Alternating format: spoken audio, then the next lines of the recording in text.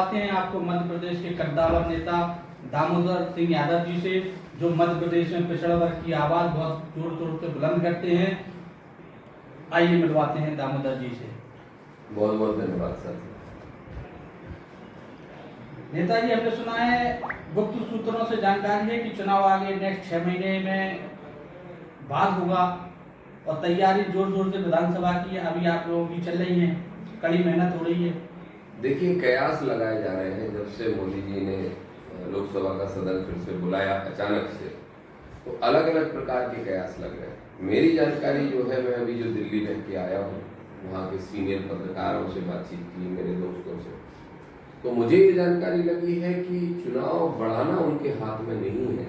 इसलिए चुनाव को बढ़ाने की बजाय हो सकता है कि वो विधानसभा चुनाव के साथ लोकसभा चुनाव करा दें।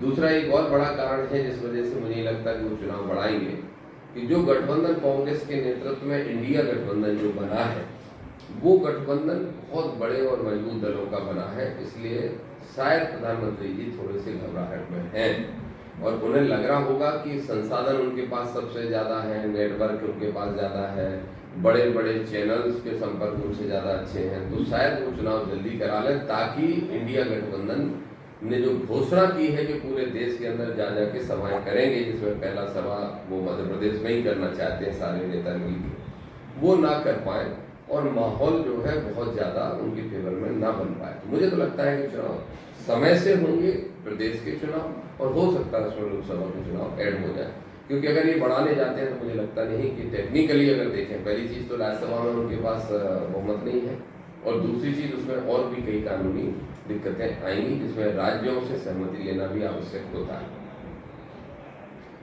आपकी दावेदारी शेवड़ा विधानसभा से चल रही है, आपका जनसंघ बहुत जोर शोर से विशाल आम सभाएं चल रही हैं शेवड़ा विधानसभा में, और कई बार अखबारों में अब हो सकता है फेक न्यूज भी आ जाती है कभी कभी, तो क्या ये सही है कि शेवड़ा से घनश्याम सिंह का टिकट क्लियर है?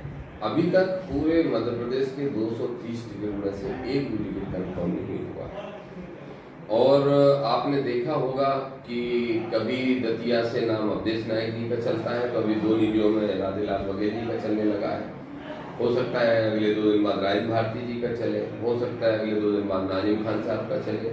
तो ये सब तो चलता रहेगा, और ये हर चुनाव के समय होता आया है, इसमें कोई बड़ी बात नहीं है। और इतना ही नहीं, वो लिस्ट तक जारी हो जाएगी जिसमें प्रभारी के दस्तखत होंगे, कमलनाथ जी के दस्तखत होंगे, वो सब फेक तरीके से लिस्टें बना दी जाती हैं। मेरा पार्टी से ये आग्रह था, अभी भी है, और अभी भी मैं निरंतर बात कर रहा हूँ। मेरा मानना है कि जो 20-25 दिन पहले टिकट घोषित करती आई है पार्टी शुरू से, वही सिस्टम अभी भी होना चाहिए, और वो इसलिए होना चाहिए क्योंकि भारतीय जनता पार्टी विश्वास रखती है दमनकारी नीति चलाने में, झुकाने में, दबाने में, खरीदने में, डराने में।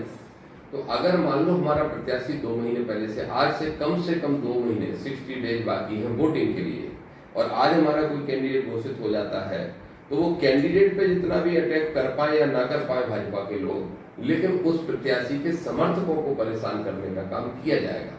इसलिए बेहतर होगा कि आचार संहिता घोषित होने के बाद ही प्रत्याशी घोषित किए जाएं। और मध्य प्रदेश की जनता को कोई मैसेज देना चाहेंगे? मैं यही संदेश देना चाहता हूँ। मध्य प्रदेश की जनता ने भारतीय जनता पार्टी को लगातार 3 बार सत्ता सौंपी है। सबसे पहले तो पिछड़े वर्ग के भाइयों से कहना चाहता हूँ कि तीनों बार पिछड़ा वर्ग के मुख्यमंत्री बनाए गए, सुश्री उमा भारती जी, बाबूलाल गौर साहब, फिर शिवराज सिंह चौहान साहब। ये तीनों ही एक यादव जाति के, एक लोधी जाति के, एक किरार जाति के। लेकिन क्या कारण है कि अन्य राज्यों की तरह पिछड़ा वर्ग का आरक्षण 27% नहीं कर पाए, जो कि मेरे नेता कमलनाथ जी ने सत्ता में बैठते से ही कर दिया। दूसरा, किसानों को जो आज लॉलीपॉप वो बहनों को बांटने का काम कर रहे हैं, एक बात जरा सोचने की जरूरत है कि 18 साल से बहनों की जिनको याद नहीं आई, वो 2 रेलवे स्टेशन बेच के 5-6 हजार करोड़ रुपए इकट्ठे करके और आज 3 महीने पैसे देके फिर बंद कर देंगे और फिर 5 साल तक प्रदेश को बेचेंगे, लूटेंगे, तो फिर क्या होगा। तो आपसे मेरी अपील है किसान भाइयों से, उन बहनों से और उन सभी प्रदेशवासियों से जो झूठे वादे करके ये सत्ता में आना चाहते हैं, 3 महीने तक लॉलीपॉप देके, उनके बातों में ना आए। कमलनाथ जी ईमानदार, सच्चे, अच्छे, विकास प्रिय नेता हैं। उनको अवसर दें और इतने बहुमत के साथ दें कि अब कोई सिंधिया जी भी चले जाएं या कोई और जी भी चले जाएं। हमारे यहाँ बहुत सारे जी ऐसे होते हैं, अभी भी हैं कुछ जी जो प्रयास कर रहे हैं अपने अपने लोगों को ज़्यादा टिकट दिला के और फिर कुछ करेंगे। लेकिन चिंता ना करें, जनता अगर पूरी ताकत से हमको समर्थन देगी और बहुमत से हम जीत के आएंगे। पिछली बार 114 और 109 का आंकड़ा था तो सिर्फ 6 सीट का अंतर था। हमें कम से कम 26 से 36 सीटों का अंतर दें। 5 साल कमलनाथ जी ने अगर सरकार चला ली आपके आशीर्वाद से, तो आप फिर कमलनाथ को ही जिंदगी भर मुख्यमंत्री रखना चाहोगे। इतने अच्छे व्यक्ति हैं। तो यही मेरी अपील है पूरे प्रदेश की जनता से, सेवड़ा क्षेत्र की जनता से अपील है कि मैं चुनाव लड़ रहा हूँ, मैंने चुनाव की तैयारी कर ली है। आप सबके आग्रह पे या आप सबके आदेश पे किया है, आप सबकी इच्छा के अनुसार किया है। रही बात पार्टी के टिकट की, तो मुझे पूरा विश्वास है कि टिकट जीतने वाले को पार्टी देती है। और सर्वे में बहुत बड़ा अंतर आया, कहाँ 30% और कहाँ 70%। लोगों ने मुझे 70% से अधिक पसंद किया। मैं न्यूज चैनल के सर्वे, न्यूज पेपर के सर्वे की बात नहीं कर रहा हूँ, वो सर्वे जो पार्टी ने कराए हैं, ये रिजल्ट आया है।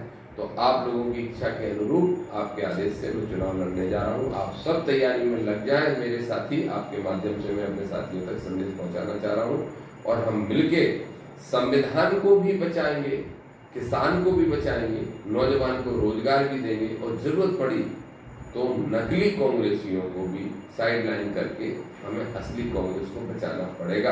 और असली कांग्रेस वही है जो सत्ताधारियों से लड़ती है, ना कि वो जो उधर भी मलाई खाती है और इधर बी टीम बनकर चुनाव लड़ने का प्रयास करती है।